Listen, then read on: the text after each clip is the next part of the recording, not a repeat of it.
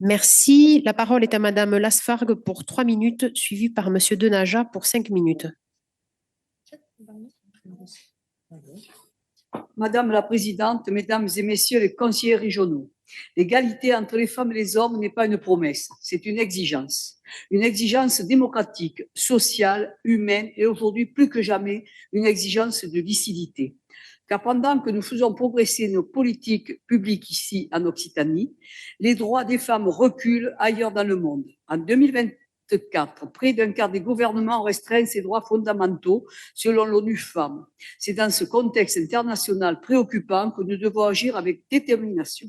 C'est pourquoi je suis fière d'intervenir à l'occasion de ce rapport annuel de la région sur la situation en matière d'égalité entre les femmes et les hommes.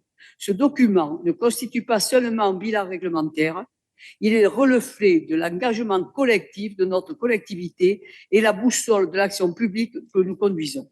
Premier constat, la région se doit d'être exemplaire et elle l'est. En 2024, 62% des agents régionaux sont des femmes. Les écarts de rémunération continuent de se réduire et la parité progresse dans les dans les postes de direction. Nous avons également engagé un plan d'action pluriannuel visant à prévenir les discriminations, à lutter contre les violences sexistes et sexuelles au travail et à promouvoir l'égalité professionnelle. L'égalité doit d'abord être garantie au sein même de notre administration. Deuxième axe, l'intégration de l'égalité dans notre politique publique. En 2024, plus de 4,5 millions d'euros ont été mobilisés à cet effet.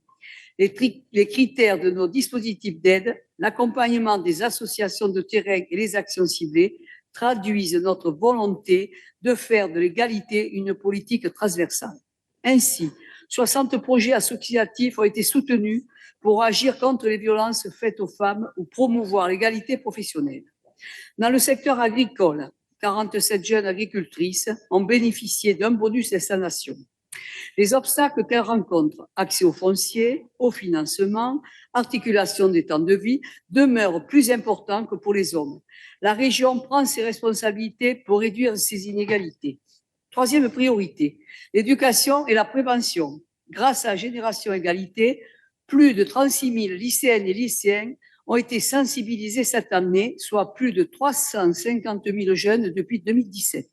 Depuis septembre, nous renforçons la prévention des violences, car un élève ou étudiante se déclare victime de viol ou d'agression sexuelle dans son établissement. Aucun territoire ne peut considérer cela comme acceptable. Cet engagement, nous le portons avec un réseau solide de partenaires, associations, collectivités, acteurs de l'éducation, de la culture, de la santé. Leur action quotidienne donne corps à nos représentations et rend possible la transformation concrète de nos politiques. Mesdames et messieurs, l'égalité entre les femmes et les hommes n'est pas un acquis, c'est un principe fondateur de notre République, une responsabilité collective et une exigence permanente de notre action publique. Oui, en 2024, l'égalité reste un combat, et c'est un combat que la région Occitanie conduit et le RGC avec constance, avec détermination et avec conviction. L'égalité n'est pas un point d'arrivée, mais un chemin. Et tant que ce chemin devra être poursuivi, notre région sera pleinement engagée en tête de file. Je vous remercie. Merci. La parole